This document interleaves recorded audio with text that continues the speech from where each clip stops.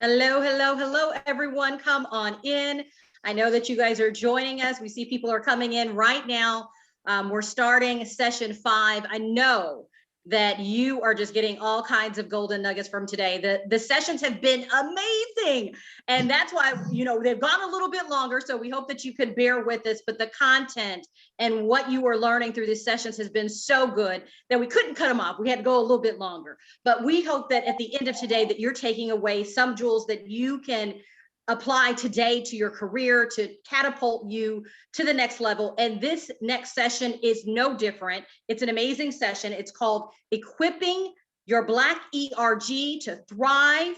And we have some amazing panelists. Of course, we have Brittany Cole back with us of Career Thrivers who put this whole event together. Yay, Brittany, come on, give it up for Brittany. But we also have from Dell Nashville, 2 amazing people. We have Paul Briscoe and Tiffany Perry, and they are here to provide some insight to us that we normally don't get to hear. So thank you, everyone, for joining us today on this panel. Okay, well, I'm going to get started with the first question. And Tiffany, I'm going to put you right in the hot seat. We've been talking a lot about this, about ERG, but for many people, they may not have a clear understanding of what does this actually mean within a company or organization.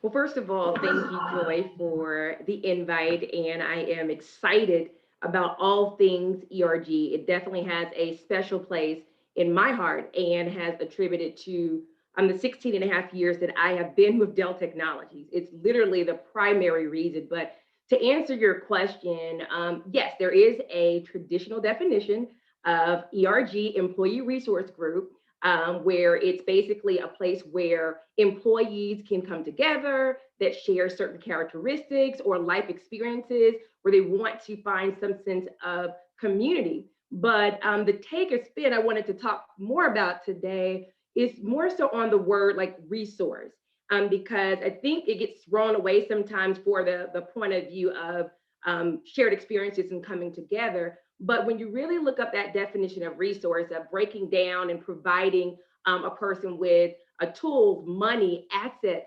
necessary for effective operation, it really speaks to what a ERG is really about. Companies have realized that there is power in the employee resource group. They have a full understanding of making sure that people are bringing their whole selves to work, because when they do, guess what? The companies are more prosperous. They're meeting financial goals. They may be meeting other benchmarks within the company. And more specifically, it's imperative now that our companies have a Black employee resource group where we can have that safe place to come together, commune, and be together. Joining Dell Technologies as a recent college grad, it was those in the ERG that taught me what a 401k was. Had no clue. 21, wasn't even thinking about retirement. But because they had that conversation with me then, I am now equipped and prepared and on my way to be all right when it's said and done. Or they took me under their wings to teach me about properly how to network or how to identify my next career. So ERGs are awesome places to find that sense of community, to find that sense of true, authentic development from your point of view. I love that, Tiffany. And, I want to go to you, Paul, as we dig a little bit deeper into this, because when I hear you, Tiffany, it seems like it's a community, it's a place to go, it's where you can get information. But Paul, what has that meant to you to be part of, an ERG with Dell? Definitely. So when I started out, I was pretty much exclusively in the Black Networking Alliance under Tiffany's direction. Learned so much from her, and just like she said, it's a huge resource. From then, I noticed that there was not a lot, with my intersectional identity being a member of both the Black identity as well as LGBTQIA, I noticed that there were absolutely no Black representation within the Pride organization. And so when the opportunity came up, I stepped up to lead the site here in Nashville. So I'm speaking from a more a holistic perspective of different identities and intersections, and I'm still very active with the Black Networking Alliance. So my experiences with both ERGs and the ERG realm, I'm involved in several others. We have 13 at Dell currently. It's been awesome for global visibility and networking. I've been on phone calls and conference calls and global calls, speaking about my experience, educating people on allyship, and explaining how being quote unquote woke isn't a state of being. It's a constant progression and learning and being receptive to new information and changing your habits based on that. Also, the most important thing that I get, the most gratifying thing, is the agency that I have in leadership to direct corporate dollars to my community, be it via philanthropies, charities, other organizations, small businesses, just the events that we get to do and promotion that we get to do for the local community here in Nashville. And I have a say in that, and I get to, direct those dollars to the community. Is super Well, I gratifying. just had to well, I just had to piggyback on what you said, Paul, because you dropped a bomb right there. You said they have 13 at Dell. What are the range of things that you are talking about, or the ones that you have? Because I know you talked about, the Black community or the Black Networking Alliance, and the LGBTQ community. But what are some of the other ones that are in there that can challenge some of the other companies to start thinking outside the box? Definitely. Tiffany, keep me honest. Okay. We've got BNA, Black People, Pride, LGBTQIA, Women in Action, Latin Connection, Asians in Action, Earth, Planet, Generation Next for Young Professionals, True Interfaith. Ability, Interfaith, Veterans, three more. Family. We have our Family balance, yes. Connexus for remote workers, but now, of course, everybody's remote. And Mosaic, brilliant. Wow. Yeah. So spans the y'all are doing gambit. the thing. Anything, yes. I mean, y'all touched on everything. And so, Brittany, I want to go back to you, because a lot of organizations may be hearing this and going, wow, Dell has 13, maybe we don't have any. Where do we start, or what are the benefits of having an ERG at our organization? Where do we get started? Yeah, so what I really love about you asking that question, and Paul and both Tiffany sharing all of the ones that they have, because, affinity groups are powerful for an enterprise's strategy for how they breed innovation throughout the organization. So all day today, we've been talking about the fact that, and I should say we haven't really honed in on this, but diversity, equity, and inclusion is a business imperative, because it moves the business. It moves the bottom line. Organizations who are racially and ethnically diverse have 35% higher returns than organizations within their same industries that are not. And I want to emphasize, because the research is racially and ethnically diverse. So I say that to say, when you have an employee resource group, what you really almost have is like a built-in really learning and development, leadership, advancement, retention, like department within oftentimes, employee-led initiatives and programs and strategies. And so I think for an organization who is trying to, one, understand and wrestle with what are the needs of diverse groups, how do we then meet the needs of diverse groups, and how are we ensuring that we are including the voice of our diverse employees in our business strategy, and linking that, employee resource groups become almost like, invaluable. Not almost, they really truly are. And so I think for any organization who has an ERG and a plethora of them, whether it's 13 or 5 or 2, I think that that's something that, they would all say that they have experienced in terms of, retention, being able to identify and develop internal talent. I can remember, and so I don't just speak from the perspective of being a consultant and working with employee resource groups, but I really speak from the perspective of, I like to say, growing up at Pfizer. And almost, and I share this often when I'm coaching clients, but most of the career wins that I had within Pfizer were connected to work that I was doing outside of my day job and inside of the ERGs. So what that does, going back to visibility, right, but also from an organization perspective, to be able to identify talent, like, oh, she's doing this, she's doing that, here's what she could do for the enterprise. I mean, I think it's just a great way to continue to foster inclusion in your culture. That's so big, Brittany, just to hear that impact that it had on you. So Tiffany, an organization or a company is listening to this today, and they said, how do I get started? How do I, this sounds great. Brittany has shown me how this can be impactful for my employees and my organization, but I don't even know where to begin. So I would recommend that first, identify why you believe there is a need in your company to have said ERG, right?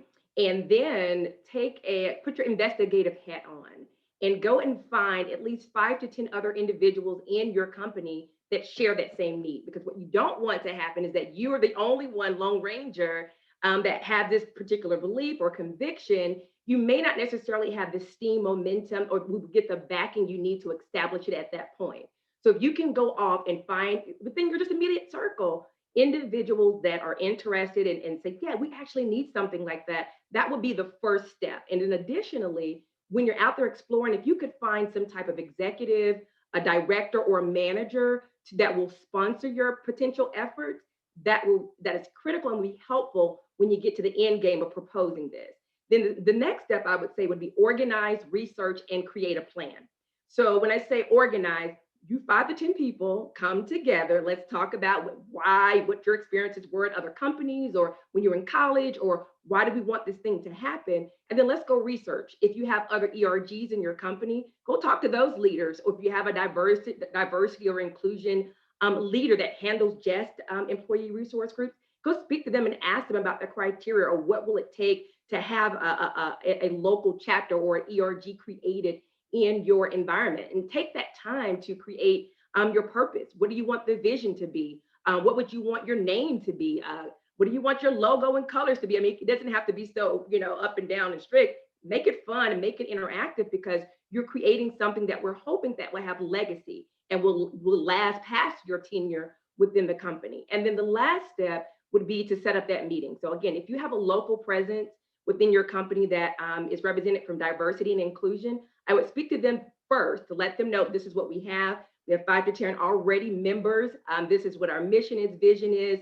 This is how we would like to impact the company, and just gain their support for that final meeting with the overall corporate, leads of establishing a new ERG. And the one thing I would advise is stay open. Don't get so siloed into what we have on that sheet of paper, because every company has someplace a team called HR, right?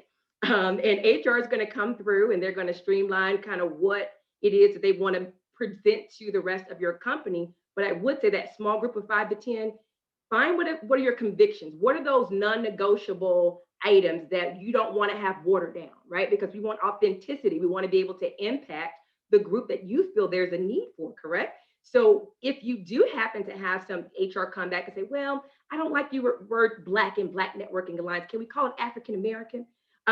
Then you can push back and say, well, actually, everyone is not African American in our diaspora. We prefer Black because we want to be inclusive of all, X, Y, Z, So that would be my recommendation. So first, put your investigative hat on, go find some folks that share your same ideals, then organize, research, and create that plan. And then let's set up that meeting to get the go.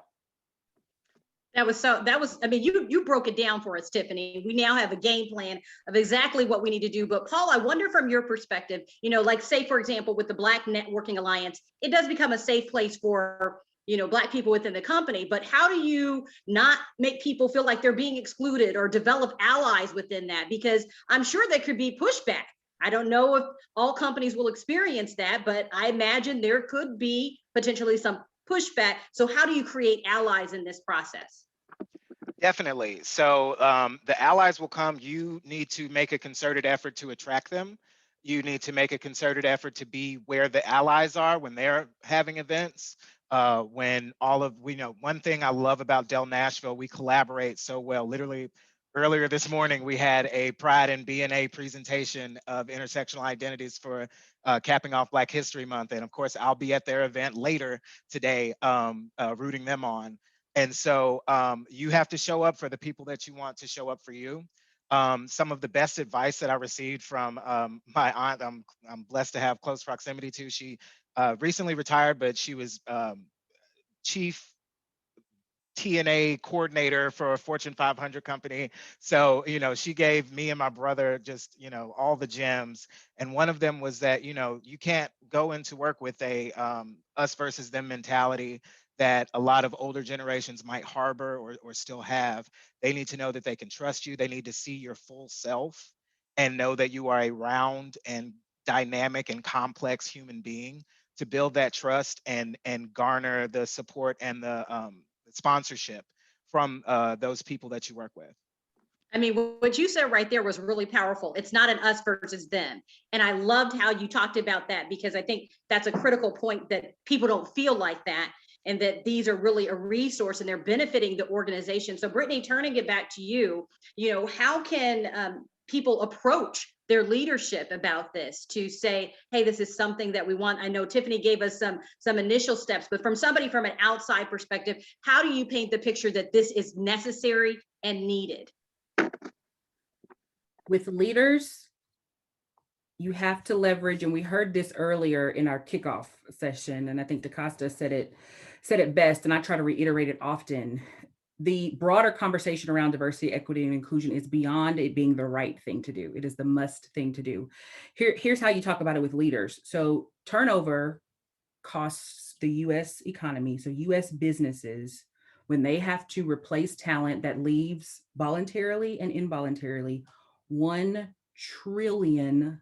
That is a TR, that is Gallup data from the US Census Bureau or labor. So when you take that context, right, you've got talent, and if you dig further into the data, and as a matter of fact, you can almost see it in terms of pipeline and representation and leadership, that almost always impacts disproportionately Black and brown colleagues more than it does white colleagues. And so you have then employee resource groups who are set up to do a lot of the, and I think this is an opportunity for improvement, but sometimes from the onset, it's about, morale, and it's about community, and it is about connection, and all of those things are great, but it is also very much about business, about your retention strategy, about how you're developing this talent, how you're advancing them within your organization. And so I think when you take both of those things into consideration, it becomes you positioning the value proposition of investing and developing your people up against the very clear loss when you don't. And that comes down to a bottom line decision, not we think this is nice, or it's Black History Month and we want to do something for Black colleagues. The other piece of that conversation becomes what then is the investment, because it has to go beyond an intention to do the right thing, but it is about, if we want to leverage this business opportunity to have our employees who are high performing, who are brilliant, who are leading in the business, then take on additional work. That's what it is. Additional work, additional responsibility. And we won't even get into the emotional tax of the work, which is proven, data-driven. Then the other conversation becomes, not only is this something that we need to have, but how are you compensating the people that you're asking to do it? So, and that can look a lot of different ways. And so I think all of those elements have to be a part of a leadership conversation to say, one, here's why we need it, but two, here's how we have to invest in it. And even if the company is not to the point of compensating directly their people, compensation is broad, right? So it could include, how are you including the impact that now this colleague isn't just making on the district, right? So I was in sales. So, it's not just the district or regional impact. They're making global or national impact on our entire, organization, right? How are you including that in how you are rating their performance, and how does their annual base salary increase as a result of the value that they're bringing your organization? One way to compensate. So if you didn't want to directly, the other way to compensate is what's the budget? And I pause there intentionally, because part of the crucial conversation around this topic is you're asking people to do additional work that is directly linked to your bottom line, and oftentimes not compensating them for it. Okay, maybe you're not ready for that. But then you're giving them a shoestring budget to operate. What are they supposed to do with that? So again, all of those things I think are part of a leadership conversation that is directly tied to business. Well, you just said a mouthful right there, Brittany, and I saw Tiffany and both Paul just shaking their heads. So Tiffany, I know we're getting close on the time, and I want to get a couple more questions in here. But Tiffany, when you hear that, and just looking at the Black Networking Alliance, what type of impact? Because we're showing impact, bottom line, we're making a difference in the company. What kind of impact do you think, in the time you've been with Dell over the 16 years, have you been able to make, just to show the impact of these types of groups?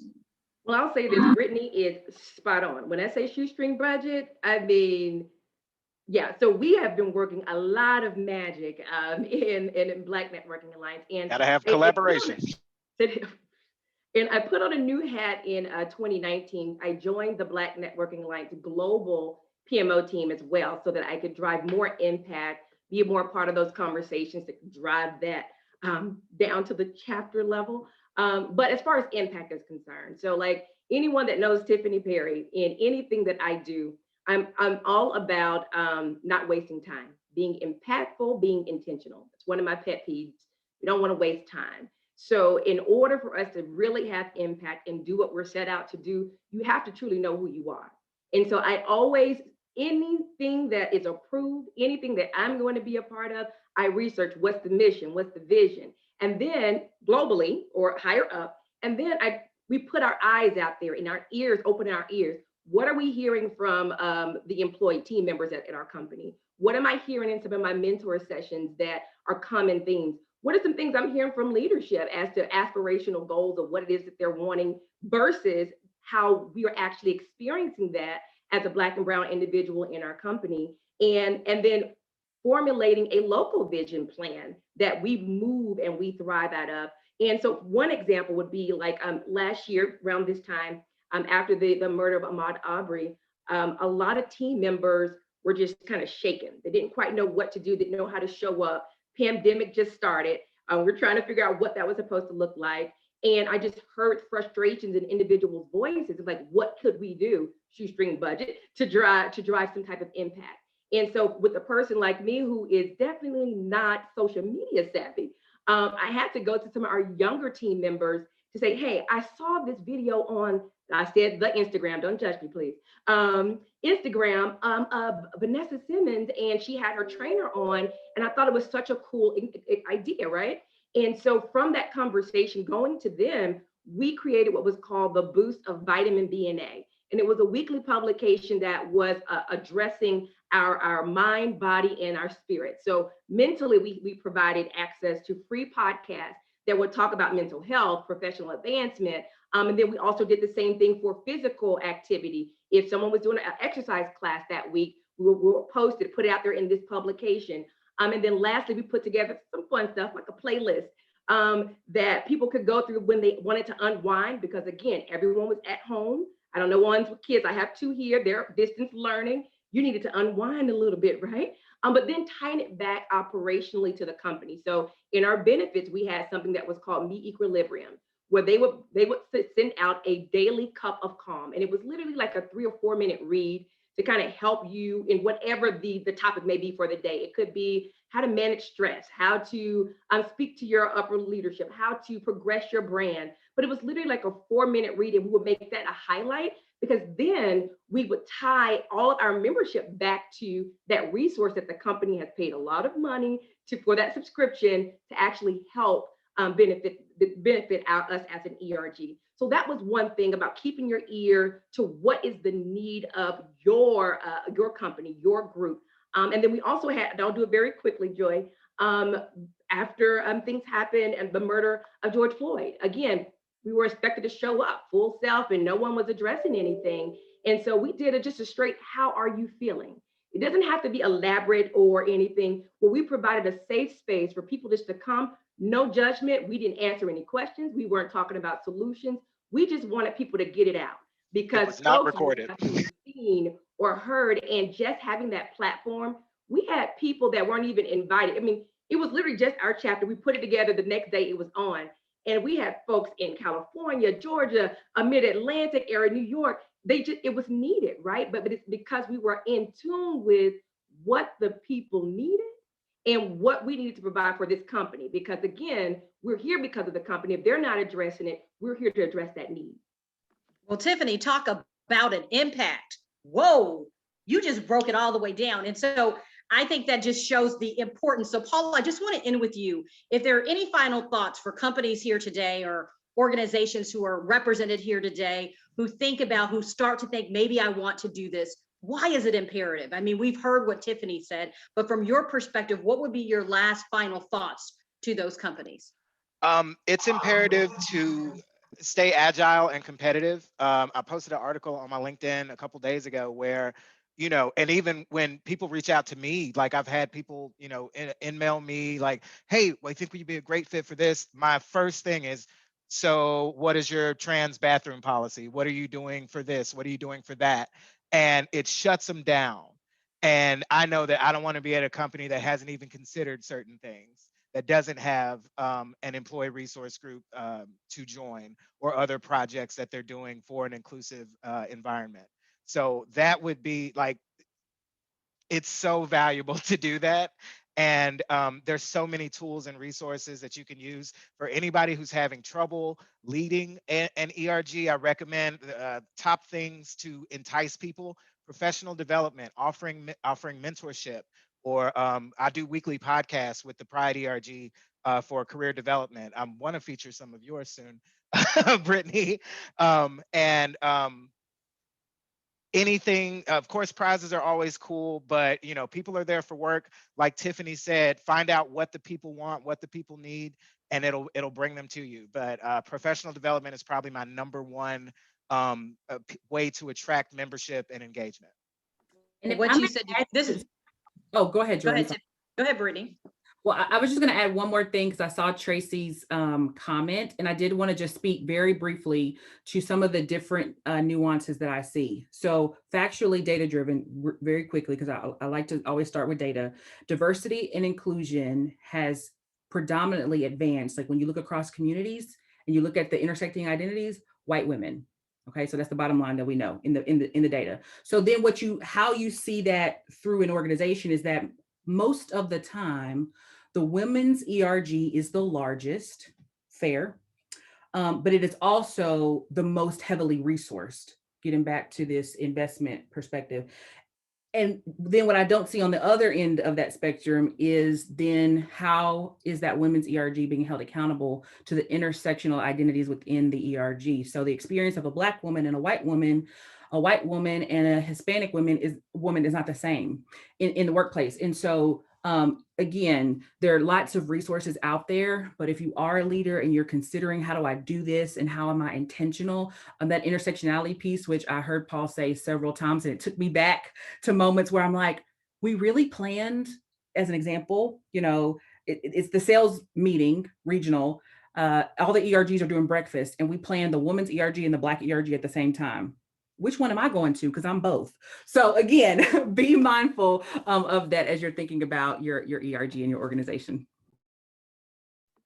Such a great conversation, you know, with Brittany, Paul, and Tiffany. Thank you. And we just want to encourage you to connect with them on the Career Thrivers platform. Paul and Tiffany are there. You can connect with them, ask any further questions or follow up, because as you can see, they both have just a wide range of experiences and things that they can share with you. You don't have to do this alone. There are people who are doing it, and Tiffany and Paul are great examples of that. So thank you for your insight today. And we're going to get started soon with our next panel coming up. Well, it's not even a panel. We have our very own Brittany Cole, where she's going to be talking about the tools to build a powerhouse brand to advance in your career. We all need that. We'll be right back with you. And thank you for joining us for this session.